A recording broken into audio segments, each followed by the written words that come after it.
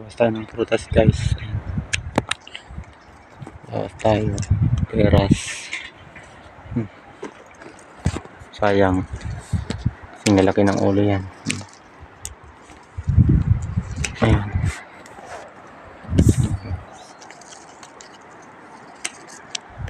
Buhay farmers.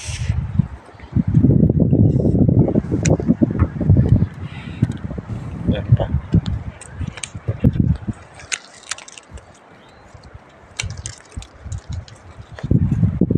Tatlong buhay dito, diba? Laki yan, kasing ulo lang. Kasing laki ng ulo yan. Pag lumaki. Tama lang yung dalawa. Ang dami.